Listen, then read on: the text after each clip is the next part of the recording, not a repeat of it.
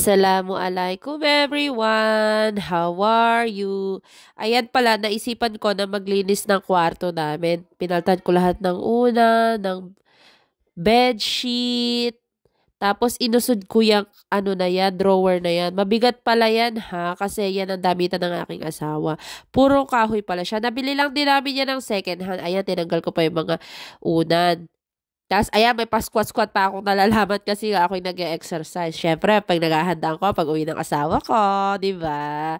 O, ayan, binabacuum ko muna yan. Kasi nga, para bago ko siya tupiin. Ay, hindi pala to, rolyo. Ayan, binabacuum ko muna yan ng boga. Kasi nga, para pag binalik ko siya, babacuumin ko ulit siya. Tapos, ayan, tignan nyo na lang kung paano ako maglinis. O, tapos, ayan. Yan. Ayan naman din, mabigat din yan. Ayan pala ay napulot lang namin yan. Ang ganda, diba? Libre lang. Ayan, may pa ako dyan. Nasira yung tripod ko dyan. Ayan, may pasigit pa ako dyan. Ayan. Yan, vacuum ulit. Kada tinatanggal ko yung mga binabacuum ko siya para konti na lang yung babacuum. Ayan pala yung higaan ng aking dalawang anak na si Shaquille at saka si Shamil. Ayan, tinupi ko muna siya. Ayan, ganyan. Tapos, tinanggal ko lahat talaga, pinaltan ko. Ayan, binuhat ko muna yan. Ayan pala, nabili lang namin yung second hand na yan na higaan. Kasi nga, 50 lang pala namin nabili yan. Ayan, puro kahoy talaga yan. Ayan naman ang kama namin. Ayan ang cellphone, ng lumang cellphone ng aking asawa. Ay, syempre, chinecheck ko muna kung sino mga ka-message niya, kung sino yung mga kachismisan niya dyan, chinecheck ko muna. Lahat, email niyan, yan. Ako nag-check ng aking asawa. Ayan, tapos ang kama na yan. Ang kama pala namin ay Emma, pangbayama. Hindi, joke lang. Ano yan? Na-sale yan eh. Kaya ako nakabili ng Emma eh. Sabi ko sa asawa ko nung buntis ako, nabili ko yan eh. Sabi ko, baby, nasakit na talaga yung likod ko. Gawa ng malapit na akong manganak. Sabi niya, kailangan mo ng bagong kama. Sabi ko, ay, oo. Kasi yung kama natin ay hindi na maganda. Yan, bumili kami ng kama bago ako manganak. O, diba? Bali, 2 taon na pala yung kama na yan. Kasi, 2 taon na niya na aking babae. O, diba? O, tapos binabacuum ko pa talaga yan. O, may nakahalo pa talaga ako ng chismis talaga.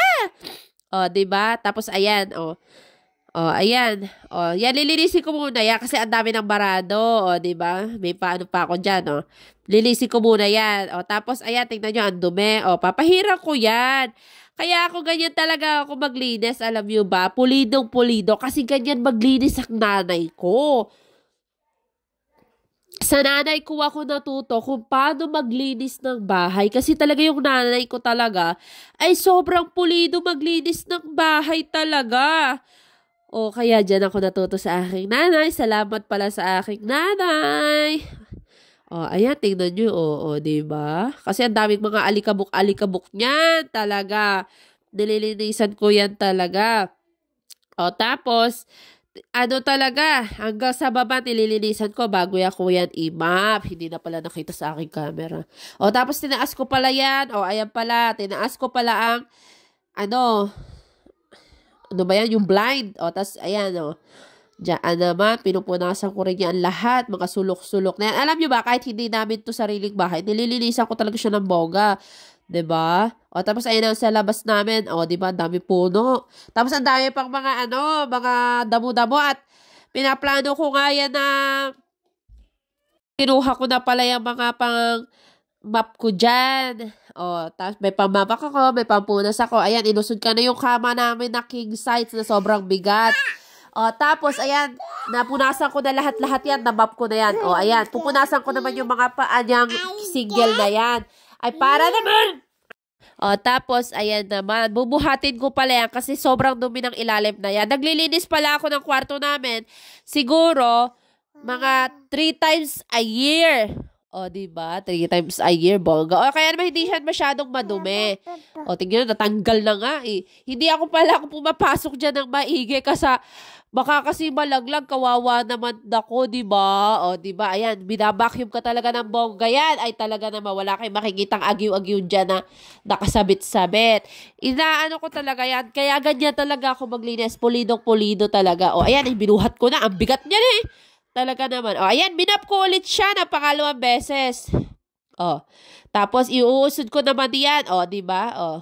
Oh, 'di ba? Ganyan na siya. Imamap ko ulit 'yan. Oh, 'yan nalagyan ko na pala ng mga kama 'yan na bedsheet yung isa. Tapos ayan na ilalagyan ko na. Oh, gusot-gusot 'yan kasi nga yung anak ko nagtiklop niyan eh.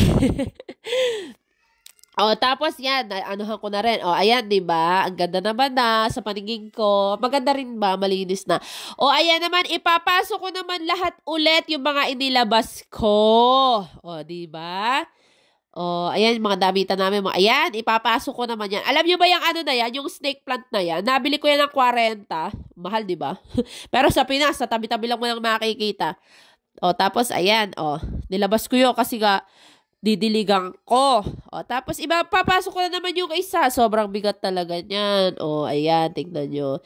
Ang buhay ng isang nanay ay hindi madali. Oh, di ba? Napapakanta ko dyan. Oh. Para pag-uwi ng asawa ko, iba ang ano, paningin ng sa makikita ng naikot na naman ang kwarto namin. O, di ba? Malinis na yan. Tapos, ibabalik ko naman ang kama. Babalik ko ang carpet. O, di ba? Binuhat ko ulit yung carpet na yan, yung kama namin, para umipit sa carpet, para hindi pagalaw-galaw yung carpet. O tapos ayan ang aking anak, binagbabacuum ako dyan, hindi naman siya takot. Ang pogi-pogi talaga ng aking anak na yan. Ay talaga naman. O, yung carpet pala namin na yan ay napulot ko lang din. Tinapon ng tao sa labas ng bahay nila. Ayan ay 3 taon na yung carpet na yan. Buntis pa ako niyan dun sa babae ko nung napulot ko yan. Naulan nun, kaya ako'y napulot yan. Ay, sabi ko, sayang, made in Turkey. O, yan pa.